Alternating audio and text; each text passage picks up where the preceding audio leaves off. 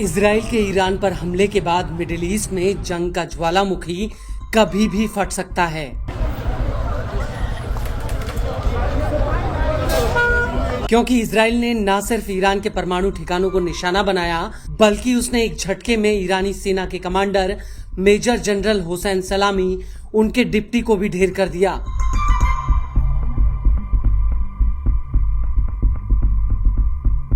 इसके अलावा ईरान के परमाणु वैज्ञानिक फेरेदून अब्बासी भी इस हमले में मारे गए।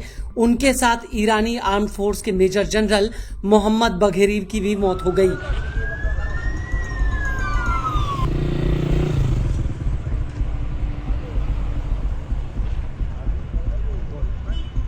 इसके अलावा ईरान के सुप्रीम लीडर अयातुल्लाह खामनेई के सलाहकार और IRGC के कमांडर अली शामखानी भी इस हमले में गंभीर रूप से घायल हुए हैं।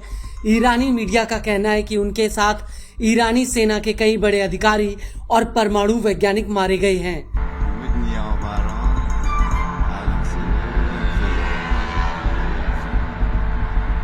जिस लेवल पर इजराइल ने ईरान को नुकसान पहुंचाया है, उससे देखकर लगता है कि इतने बड़े हमले की प्लानिंग इजराइल ने रातों रात नहीं की होगी, बल्कि इस हमले के पीछे इजरायली फौज मोसाद की एक बड़ी प्लानिंग है, जिसकी वजह से एक झटके में उसने ईरान को इतने बड़े स्तर पर नुकसान पहुंचाया है।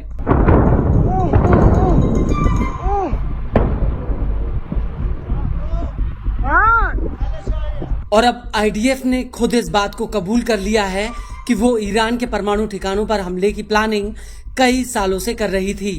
इजराइल के सुरक्षा अधिकारियों ने ये जानकारी टाइम्स ऑफ इजराइल को दी है। ईरान के परमाणु ठिकानों पर हमला करने के लिए इजरायली फौज और खुफिया एजेंसी मोसाद कई सालों से प्लानिंग कर रही थी। इसके लिए ईरान में मोसाद ने एक खुफिया ड्रोन बेस तैयार किया और सटीक हमला करने वाले हथियारों और कमांडो को ईरान के भीतर स्मगलिंग के जरिए भेजा गया। अधिकारियों का कहना है कि मोसाद के एजेंटों ने ईरान की धरती पर यानी राजधानी तेहरान के बेहद ही करीब एक खुफिया ड्रोन बेस तैयार किया, ताकि जब इजराइल ईरान पर हमला करे तो इन ड्रोन्स को तुरंत एक्टिवेट करके ईरान के एयर डिफेंस सिस्टम को तबाह कर दिया जाए, जिससे ईरान इजराइल पर जवाबी हमला या उसके हमलों को ना रोक पाए। और हुआ भी कुछ ऐसा ही। मोसाद के एजेंटों द्वारा बनाए गए इस ड्रोन बेस को 12-13 जून 2025 की आधी रात को एक्टिवेट कर दिया गया, और जैसे ही इजराइल ने हमला किया, वैसे ही ये ड्रोन ईरान की जमीन से जमीन पर हमला करने वाली मिसाइलों पर टूट पड़े। इसके अलावा हथियारों से लदी गाड़ियों को मोसाद ने ईरान के भीतर प्रवेश करा दिया था, और आधी रात को इन गाड़ियों से ताबड़तोड़ मिसाइलें ईरान के एयर डिफेंस सिस्टम का शिकार करने लगीं, जिससे आसमान में इजराइल के लड़ाकू जेट्स की बादशाहत कायम हो गई।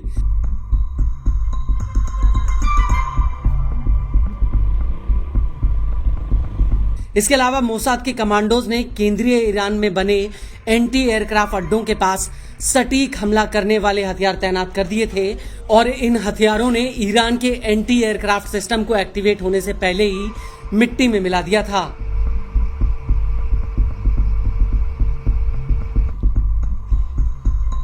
और सबसे बड़ी बात यह है कि ईरान के भीतर इजराइल के एजेंट्स और कमांडोज ने जिस तरह से इस ऑपरेशन को अंजाम दिया, उसमें एडवांस टेक्नोलॉजी, स्पेशल फोर्स का इस्तेमाल किया गया। हैरानी वाली बात यह है कि ईरान के लोकल इंटेलिजेंस को इसकी कानो कान भनक तक नहीं लगी।